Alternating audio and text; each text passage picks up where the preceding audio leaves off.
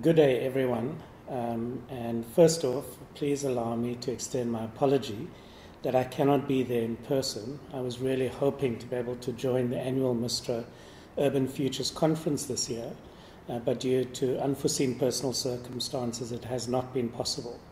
However, technology does help us in these instances, and so I am able to present to you today my keynote address in the form of this video, and will be available on Skype if the technology allows to answer some of the questions that may arise from the presentation.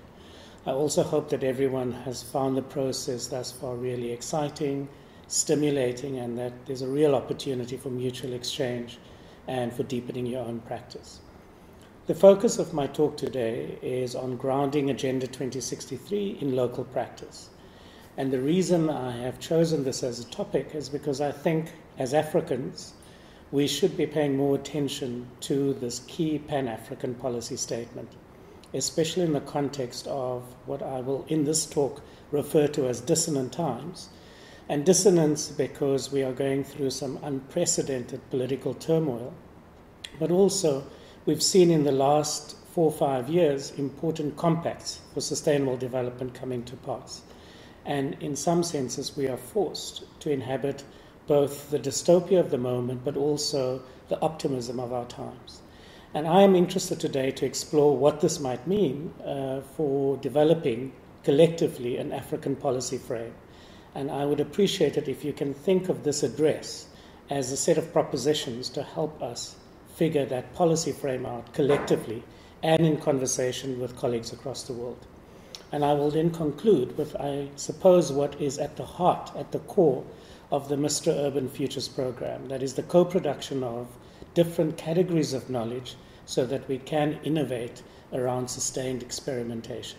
To start off then with Agenda 2063, and possibly to just point out that this somewhat underrated policy statement is indeed profound, and it does reflect, I believe, an attempt by African leaders, heads of state, and their supporting machinery to come to terms with the complexity of globalization, with rapid demographic change on the continent, and crucially from our point of view, with the continued legacies of colonialism and imperialism.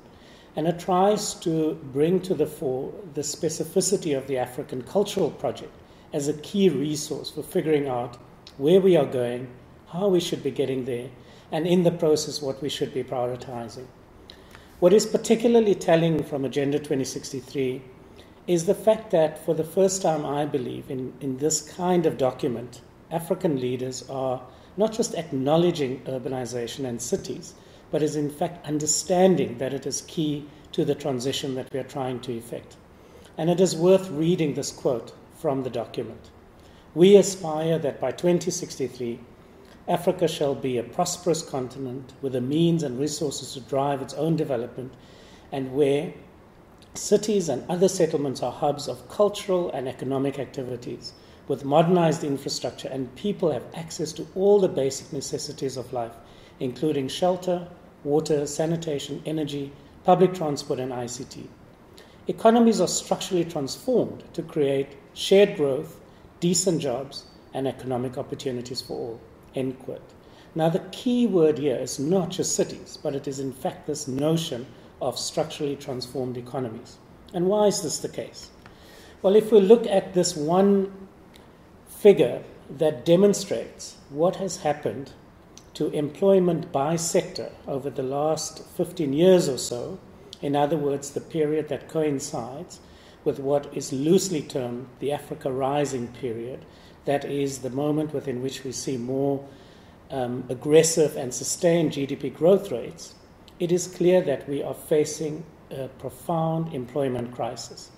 And this employment crisis is related to what the UNECA calls the absence of a structural transformation away from primary sectors via industrialization to a services-dominated economy. In fact, what we see happening is that there's a massive expansion in the services sector of many sub-Saharan African economies, but there's a kind of unhealthy leapfrogging happening across the phase of industrialization and building a manufacturing base across African economies. And this is a major, major problem because the labor force will not just double, but treble over the next 2 generations. And the question then arises, how are we possibly going to identify, stimulate, and provide employment to all of these young Africans coming into the labor force? Now, it's not as if we're starting from scratch. UNECA has been single-mindedly focused on trying to foster a Pan-African conversation about what structural transformation might mean.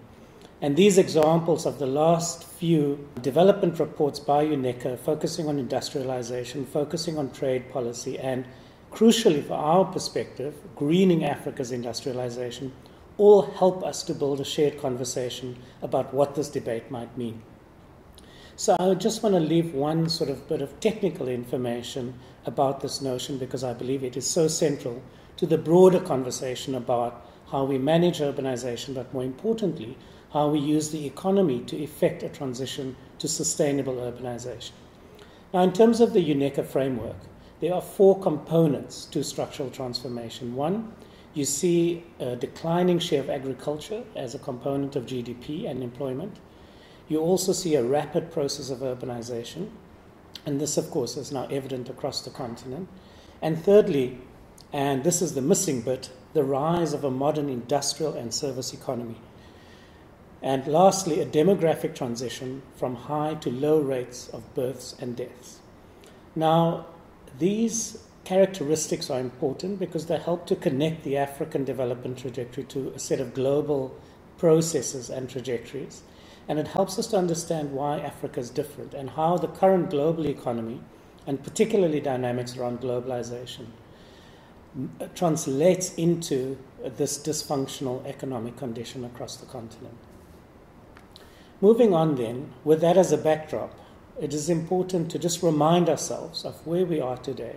If you will, do a reality check to see what's the prospect of addressing the intertwined challenges of the absence of a structural transformation, rapid urbanization, high fertility growth rates, and a sustained demographic transition. Now, for me, it is important that we don't get too hung up on the range of details or data points around this, but rather try and grasp what I believe is the cultural significance of this moment. And if we step back for a second, move away from Africa and focus on the world, it is clear that we are living through times of dissonance. What do I mean by this? If we take a few examples, the phenomena of Trump in America or Duterte in the Philippines, it is clear that demagogues, populists, and those who pander to extreme political views and ideologies are on the ascendancy and are able to define what constitutes mainstream politics today, with disastrous consequences. If we look at what is happening with Brexit and the larger implosion of the EU project, it also raises questions about certain political facts that we've always assumed are certainties and are a given for the future. If you look at the dramatic crisis around refugees, coupled with a cultural rise of xenophobia across Europe, across parts of Africa, and of course, we've seen recently with Trump in America, it is clear that the world is indeed as far away from a human rights framework to the free movement of people as it was when the Human Rights Convention was signed in 1948. And then there's the interminable questions around Palestine, Syria, and so forth.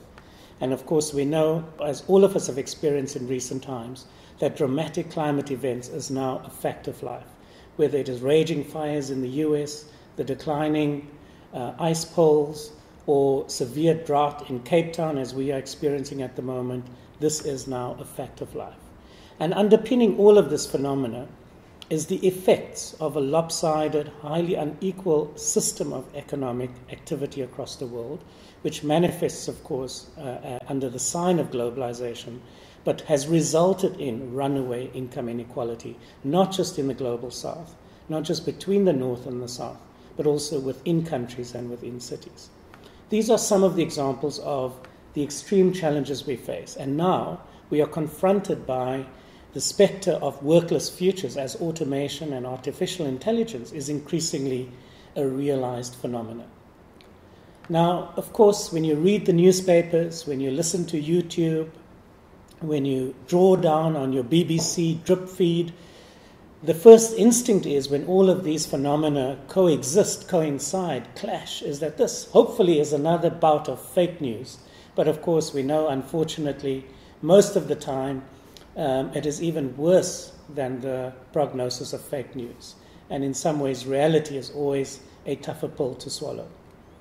So in Africa, this dissonance manifests in a very peculiar way. And I guess the starkest example of this would be that Africa is held up, or many African economies are held up as the beacons of success.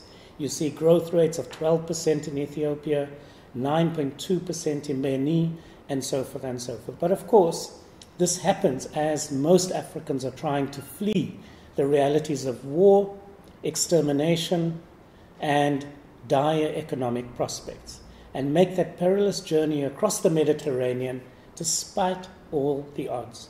And in some ways, I can't think of a more apt example to capture how this globalized dissonance plays itself out in the African continent. Now, this is all in some ways symptomatic of a much larger and a greater set of crises that is coinciding. And colleagues and scientists who work in the sustainability field has been pointing out for some time that the issue is not just climate change and its effects. It is the very model of growth. It is the very acceleration of extraction of resources and the deployment of all kinds of unsustainable economic and social practices that are all coinciding, creating both a cultural, economic, and a political crisis. This graph simply illustrates what the scientists call the great acceleration over the last century, as a whole range of forces coincide as a result of the current model of growth. Now, we know that within that context, Africa remains marginal. This illustrates the global economy in 2016. And as you can see, South Africa, the largest economy in Africa, or the second largest after Nigeria, that these two economies combined only represent 1% of the total global economy. This reality check reminds us that in this larger conversation, or the larger political power play around how we deal with unequal neoliberal globalization, how we deal with automation, how we deal with a new trade regime, all of these factors means that Africa's position within those conversations is relatively marginal, which means that we've got very little control over many of the drivers of this dissonance. And this is important because it has to temper our debates, but it also has to remind us that our solutions are not going to come from the global context. We will have to figure them out on the ground in our societies and in our cities. And if we look at this particular graph, which I think is an important reality check as well, it demonstrates how the global economy, and by extension political power, is decisively shifting to Asia. What this reflects is the growth of the global middle class by world region. And the orange bit is the part that matters, because that is where the consuming class that drives the global economy, and more worryingly, the current pattern of the global economy, is located. If you look at the green bit of the pie chart, that represents sub-Saharan Africa. And again, as is the case with contribution to the global economy, the share of the middle class is negligible in a global context. But of course, that cohort is highly influential in determining our priorities within the African context, and more importantly, in African cities. So to summarize then this moment of dissonance, before we get on to what the opportunities might be. We now recognize that we are confronting a planetary crisis, which is not just about climate change, but a whole range of environmental systems. But we also know that it's not just about natural systems, that it's also about the social underpinning, or what is called the social foundation in the graph on the right-hand side. And that reflects the various aspects that contribute to basic human dignity and building capability.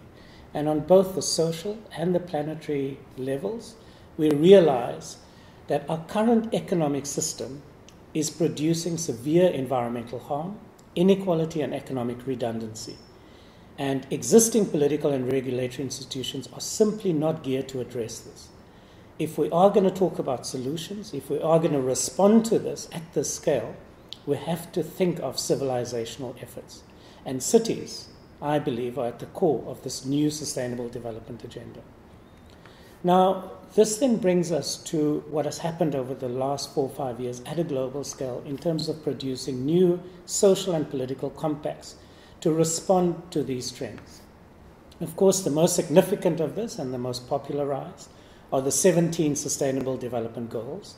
And within this, the urban and, very importantly, the urban economy is central to the understanding that is emerging about how we transition away from the current extractive growth path to a more inclusive and sustainable one. But of course, it has not just been the SDGs. This has been reinforced by the Paris Climate Change Agreement in 2015. And this has also been underpinned by the Sendai Agreement in the same year that deals with systemic risk. And in 2016, it all fed into the new urban agenda adopted at Habitat 3. And from the point of view of our discussion today, if we then analyze the discourse, the policy positions, and the trajectory within Agenda 2063, it is clear that it is absolutely consistent with these global debates. And this is indeed good news because it means we are in the conversation, but we can also articulate an African perspective into these global discussions. So what I've tried to do over my work over the last 4 or 5 years is to bring together these multiple global and African conversations and try and recalibrate what does it mean from an integrated sustainable development perspective. And this diagram is a simplification, if you will, or a device to help us have a more accessible and a more considered conversation across sectors and across disciplines. And essentially what it suggests is that our one key priority, of course, is human development, and this is achieved through a sustained and increased focus on the drivers of human development, which is education, health, culture, and social protection. And we now know that this has made a huge difference since 2000 when the MDGs were adopted to ensure that African girl children are in fact enrolled in schools. Secondly, we know that growth matters. It's important because we need resources to fuel the investments in restoring the environment but also enhancing human development. But the quality of the growth has got to dramatically change. It's got to be job creative, and it's importantly got to be a lot more efficient in terms of the resources that is consumed per every unit of GDP. And this then takes us to the last aspect, which is the environmental agenda. And here it is not just about greenhouse gas emissions, even though that is very important. It is also about the reduction and the increased efficiency of natural resource consumption, and finally about ecosystem service regeneration. And all of this can easily be placed within the established human rights framework that govern the work of the United Nations and various Pan-African institutions. And I believe this helps us re-establish the terms of political and economic discussion between the state, civil society, and the private sector. Now, if we then move on and turn to the more specific issue of urban policy and what that might mean within the African context, we can begin to make a number of assumptions about what sustainable African urbanism might be. And I'd like to point to 4 critical features of sustainable urbanism. Firstly, it means as Africans, we can insist that environmental sustainability should reorient our focus towards a discussion on the green economy. And if we combine the discussion of the green economy with structural transformation, I believe we get to a set of macro-political economy questions that is much more resonant with the African condition. Secondly, we can foreground social inclusion through access to basic services so that we can begin to roll back the unacceptably high levels of multidimensional poverty that stunts the potential of Africa's youth and children. And we have to be clear about this point, that unless we are able to dramatically improve the educational and health outcomes of these cohorts, we will never see Africa restored to its role of leadership and its role of cultural influencer in the global debate. Thirdly, we have to all become obsessed with employment, whether it's formal, informal, social economy sectors. It's got to be about jobs, jobs, jobs. And to a large degree, I often notice that in many of our urban policy discussions, we remain determined to be ignorant of the economy and, most importantly, of what we will do and how we will, in fact, create employment. And finally, we have to think and foreground the importance of institutional competence. And of course, a capable state is key to this. But I think we have to acknowledge it's not just about the state. It's also about civil society organizations and productive businesses. Across the board, I would argue, we tend to see institutions in Africa that is marked by low effectiveness. And this relates to questions of leadership, networks, and importantly, it also relates to the incapacity to work across silos and sectors. So this, for me, is the broad framework within which we can begin to then focus on much more specific questions in given cities and sectors. But one more broader point is really important to understand, and why I believe this paradigm is important. Now, the work of a number of technology economists and sociologists suggests that we are on the cusp of the sixth innovation wave, which is the sustainability wave. This is the transition where we are building on the digital transition that we've experienced since the early 70s until now. And it is bringing to market a set of economic activities and signals that in fact is consistent with the integrated development framework that I spoke about earlier. And the question for us as Africans is, how do we engage with the sixth innovation wave? How do we engage with it given the constraints of technology, investment capital, and human capital? And I believe that it is absolutely possible to respond to this in the same breath as responding to the vast range of urbanization development challenges on the continent. Now, this slide might help to translate what that sixth innovation wave might mean in much more practical terms. This is a survey done by McKinsey Global Institute, where it identified 10 disruptive technologies that will begin to make a profound impact on the global economy across sectors and across value chains. The two aspects here that is clearly profoundly important and already impactful across Africa is mobile internet and renewable energy. Now, this gives us an idea that we can begin to create a decision framework, or if you will, a clearer understanding of the trade-offs that's involved in how we invest in African cities going forward to move in the direction of sustainable urbanization. Now, in this simplistic diagram, I've tried to differentiate between four macro urban development choices. The status quo, what we know and what we love to loathe, if you will. Small middle classes that live in gated communities combined with slum neglect and an infrastructure focus on airports and roads.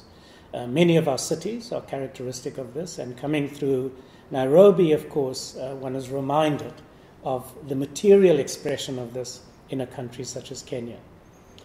We're increasingly seeing the private real estate sector embracing green building standards, and I believe this, combined with new markets, is going to produce a greening, or shall we say a greenwashing of the status quo scenario, where you will have pretty much the same, but now the elites living in the gated communities will live in environmentally sustainable buildings, but of course spatial and other forms of inequality will continue to be reproduced.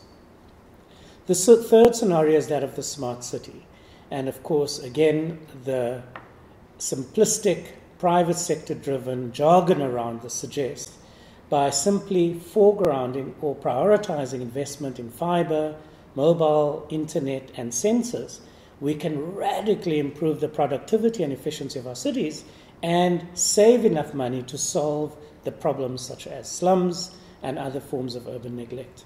Now, I don't have the time today to critique that scenario, but what I want to suggest to you is that where we should be focusing our energies as the Mistra Urban Futures Network is in what I call the adaptive city.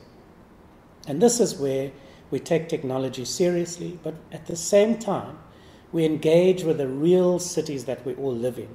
We try and understand, make legible, and foreground the practices of ordinary Africans as they try and make a living, move around in the city, access markets, sell goods, and of course, give expression to their cultural values.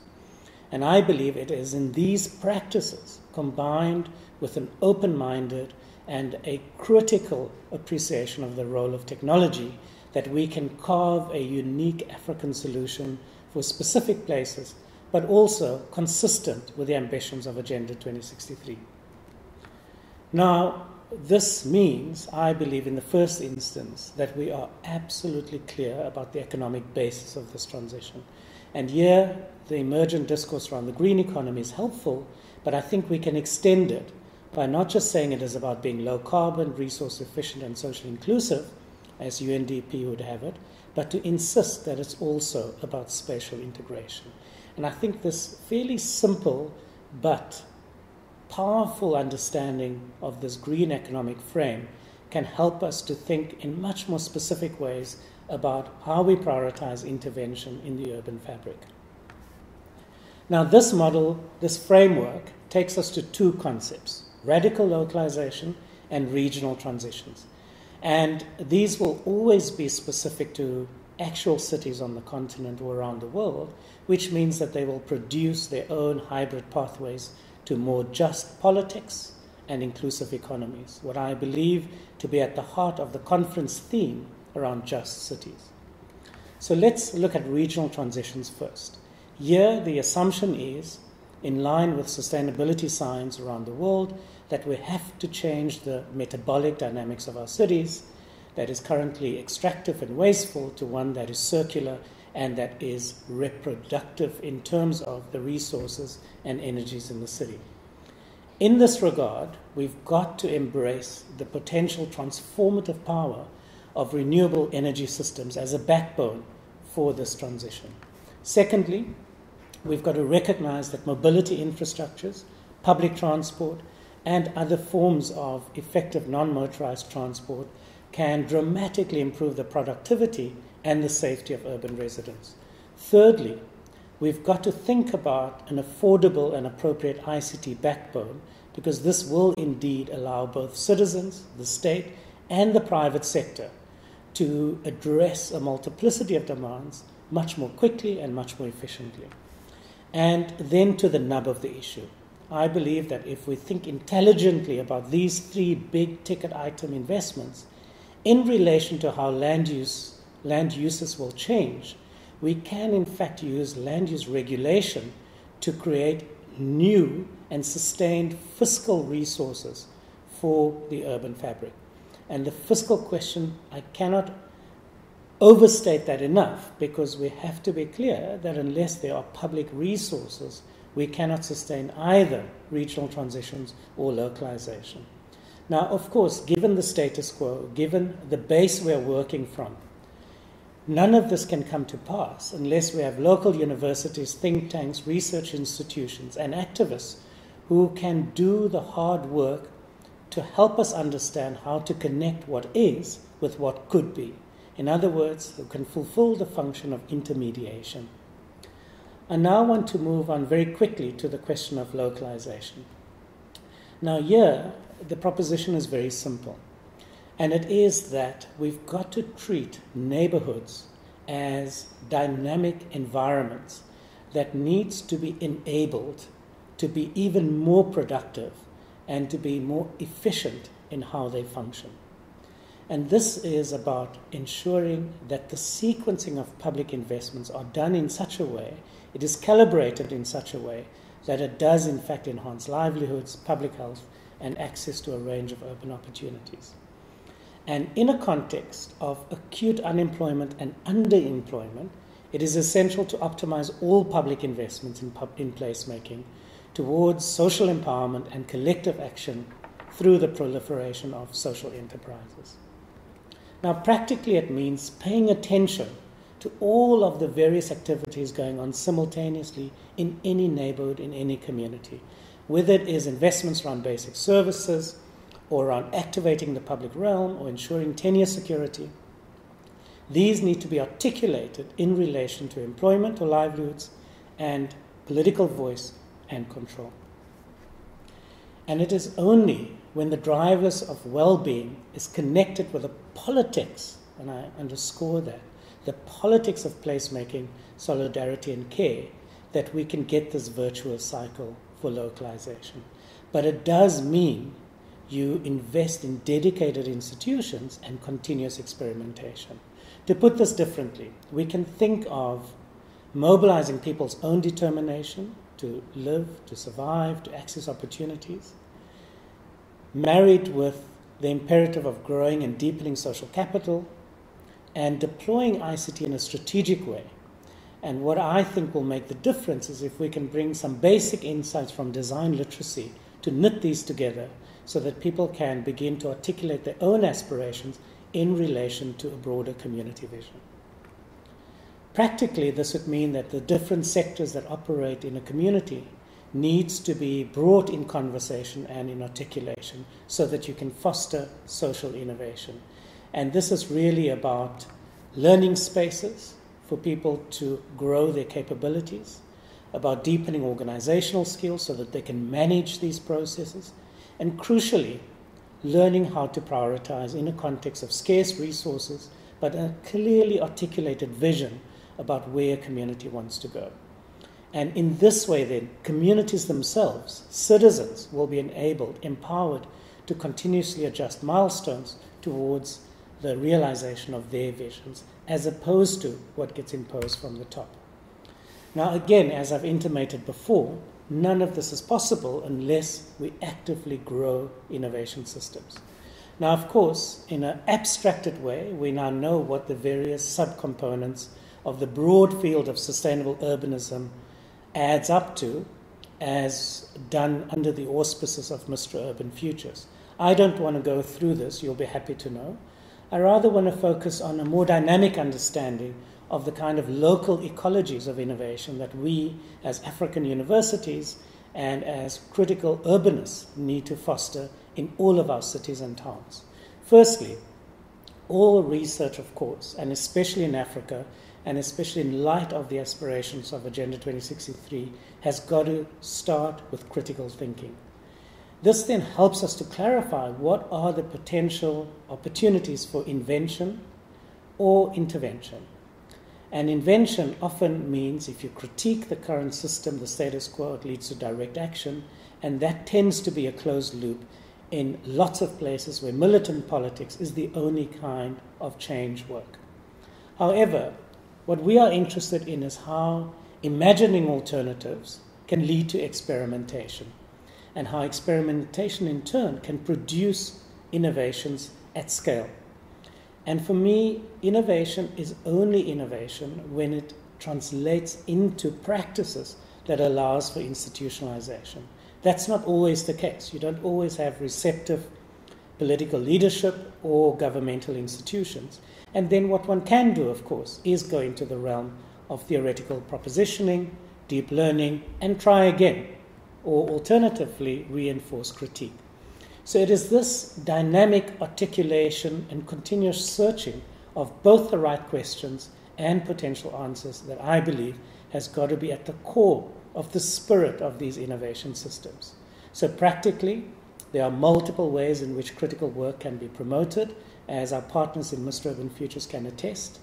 There are many ways in which we can think about invention, either as probability or possibility, and big data sets and scenarios and projections and so forth are all important.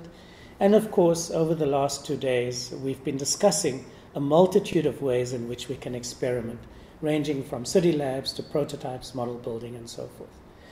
And I believe what all of us need to think about more clearly is not the big, grand resolution of these questions in institutions, in new institutions, but rather how we do the more difficult work of institutional retrofitting. And I hope that this makes clear that none of this is possible, and our core mission of learning is not possible unless we've got dedicated fora and institutions for dialogical reflection. And what this then will allow us to do is to make strategic use of the new requirements of our governments to produce national urban policies. Again, this is not the place to go into the detail of it, but what the New Urban Agenda asks of us is to all work with national and local and other spheres of government to produce national and local agreements of how we are going to deal with our urban transitions. And I believe if we have these innovation ecologies in place at the city level, as Mistra seeks to do, we will be in a much stronger position to ensure an articulation that is meaningful and real between national urban policies and Agenda 2063. Thank you very much.